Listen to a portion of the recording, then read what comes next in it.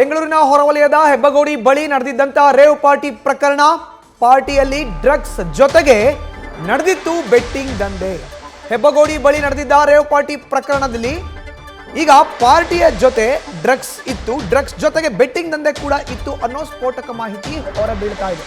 CCB ತನಿಖೆಯಲ್ಲಿ ಬಯಲಾದಂತ ಮತ್ತಷ್ಟು ಸ್ಫೋಟಕ ಸತ್ಯ. ಪಾರ್ಟಿ ವೇಳೆ ಹಲವರು ಬೆಟ್ಟಿಂಗ್ ನಡೆಸಿರೋದು ಬೆಳಕಿಗೆ ಬಂದಿದೆ.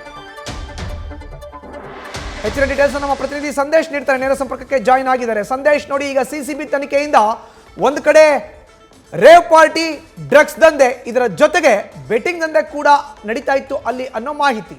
ಆಕ್ಚುಯಲ್ ಆಗಿ ತನಿಖೆ ವೇಳೆ ಬಂದಿರುವಂತ ಮತ್ತಷ್ಟು ಸ್ಫೋಟಕ ಸತ್ಯದ ಬಗ್ಗೆ ವಿವರಣೆಯನ್ನ ನೀಡೋದಾದ್ರೆ ಸಂದೇಶ್.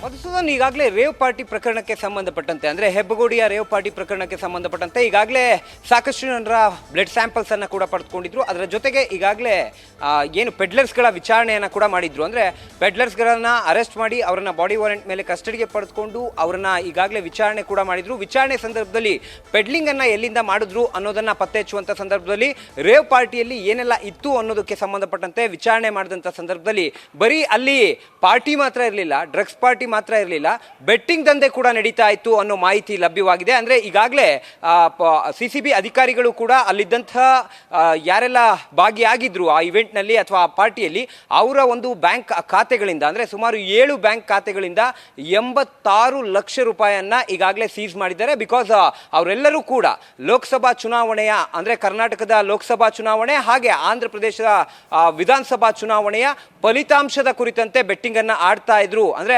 ಬೆಟ್ಟಿಂಗ್ ದಂಧೆ ನಡೀತಾ ಇತ್ತು ಅಲ್ಲಿ ಕಂಪ್ಲೀಟ್ ಆಗಿ.